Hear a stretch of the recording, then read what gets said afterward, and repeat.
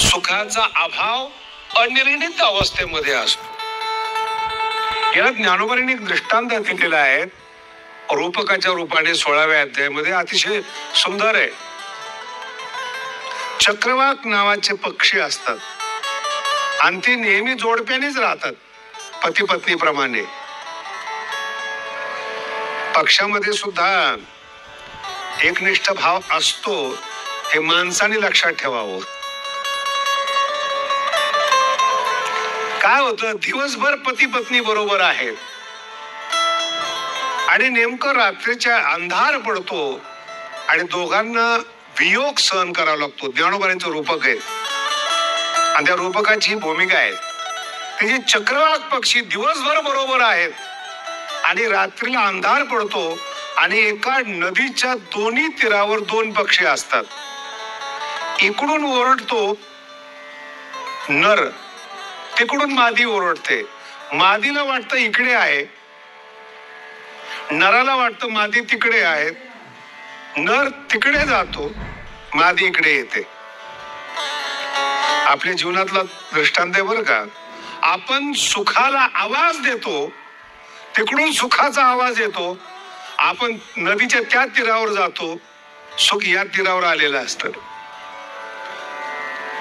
नर पलीकडे गेला, मादी आलेकडे आले की पुन्हा ओरडतो कुठे, आणि ही इकडून ओरडते मी इकडे. पुन्हा हिला वाटतं ही पलीकडे जाते, रात्रभर चालतं हे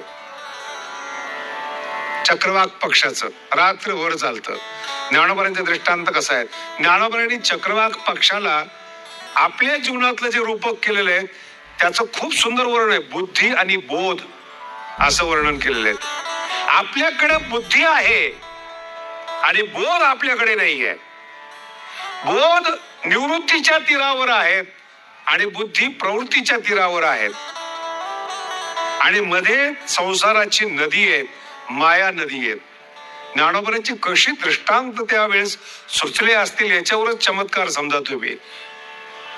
बाकी भिंतीला धडकू नका, रेड्याच्या मागे तर जाऊच नका. हे चमत्कार आहेत.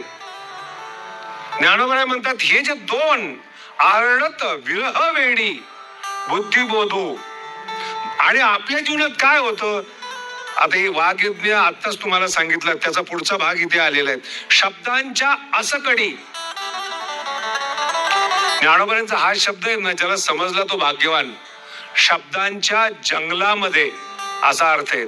शब्दांच्या अरण्यात, शब्दांच्या जंगलमध्ये, घनदाट जंगलमध्ये, शब्दांच्या असकडी.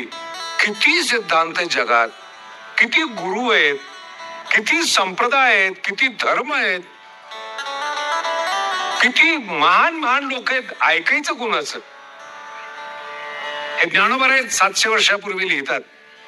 मला एखादे विचारलं तुम्ही प्रत्येक वेळेस 700 का म्हणता, म्हणलं डुप्लिकेट केली नाही म्हणून सांगायचं असतं.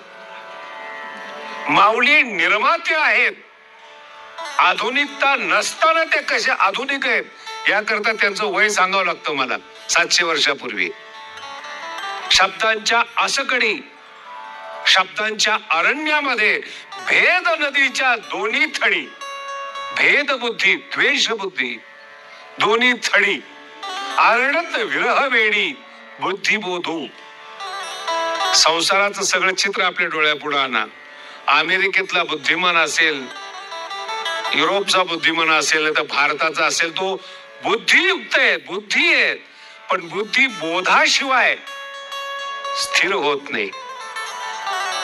अर्थ कळाला का? बुद्धी बोधाशिवाय स्थिर होत नाही. कोणतीही स्त्री असेल, ज्ञानोबांनी ज्ञानेश्वरीत लिहिलेलं आहे, पुरुषाशिवाय ती स्थिर राहत नाही. बुद्धीला जर स्थिर व्हायचं असेल तर तिला बोध लागतो.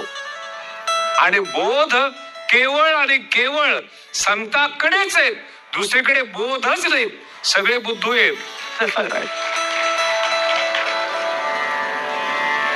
नाही तर एवढे संत, एवढे ग्रंथ, एवढे शास्त्र, एवढे धर्म, जग सुखी व्हायला पाहिजे. अनुभव आहे सुखी होण्याचा. ज्ञानोबा लिहितात बुद्धी बोधू. काय शब्द आहेत ज्ञानोबरायांचे.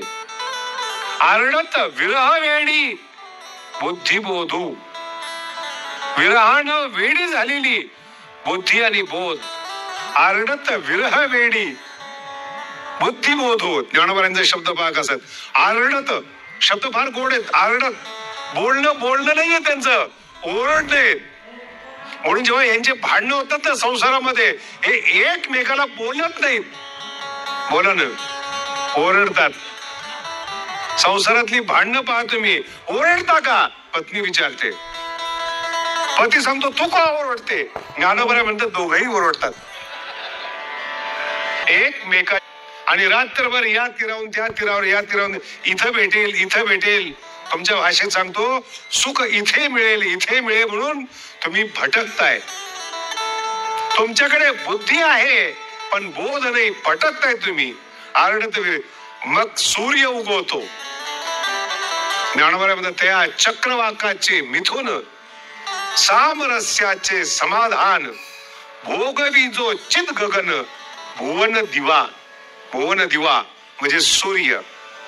त्या दोघांचं मिलन करणारे, त्या दोघांना बुद्धी आणि बोधाला एकत्रित आणणारे कोण. सूर्य. भुवन दिवा श्रीगुरु रूपी सूर्य जीवनामध्ये येतात. भुवन दिवा. आरडत विरह वेळ. विरह दूर होतो शब्दांचा प्रयोग आहे का.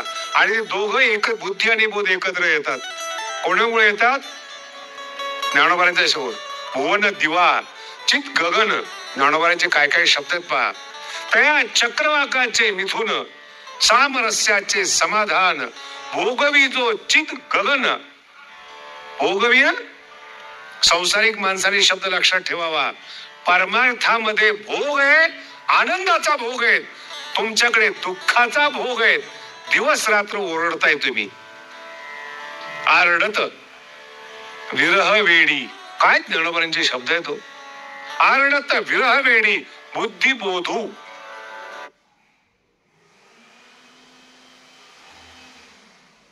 Want to start your investment journey? Kick it off with SIPs on Grow. Start with as small as ₹500. Invest in direct mutual funds with 0% commission. Edit SIP date or amount anytime. So, what's the delay?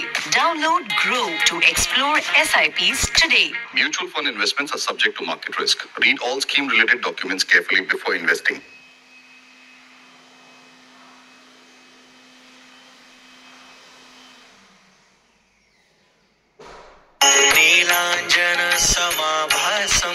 दुनिया के सबसे बड़े शनि मंदिर शनि शिंगणापुर में चढ़ाएं तेल श्री मंदिर app की चढ़ावा सेवा के साथ।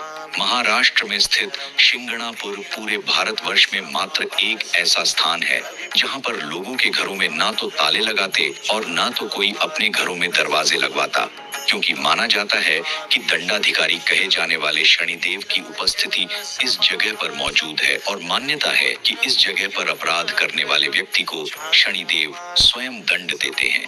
कहा जाता है कि स्वयं शनिदेव ने इस स्थान को अपना निवास स्थान चुना था। मान्यता है कि विश्व के इस प्राचीनतम शनि शिंगणापुर मंदिर में शनिदेव आज भी जागृत है और यहाँ उनकी आराधना काले पत्थर की शिला के रूप में होती है। कहते हैं कि एक बार शिंगणापुर में भयंकर बाढ़ आई थी, जिसके पश्चात एक काले पत्थर की शिला स्वयं धरती के गर्भ से प्रकट हुई थी और शनिदेव ने साक्षात एक गांव वाले के स्वप्न में आकर उस शिला का तेल अभिषेक करने को कहा था। धर्म ग्रंथों के अनुसार शनिदेव को प्रत्येक शनिवार के दिन तेल चढ़ाने से शनिदेव प्रसन्न होते हैं और अपने भक्तों को आशीर्वाद प्रदान करते हैं। संसारातलं कोणतेही पुस्तक वाचा, विरहानं दुःखानं ओथंबलेली पुस्तक आहे ती। पिक्चर पहा, नाटक पहा, दुःखाचा ओरडा आहे, आरडा ओरडा दुःखाचा। आरडत विरह वेळी बुद्धिबोधू तया चक्रवाकाचे मिथून, त्या दोन जीवांना एकत्रित आणणारा भुवन दिवा सूर्य उगवतो आणि दोन चक्रवाक पक्षी एकत्रित येतात। पण सूर्य उगवपर्यंत काहीही होत, सूर्य उगवला पाहिजे। तुमचं लक्ष नाही बरं का प्रवचनाकडे। सूर्य उगवला तर विरह संपतो आणि मिथून होतं. ज्ञानोबा आहेत पसायदानामध्ये म्हणतात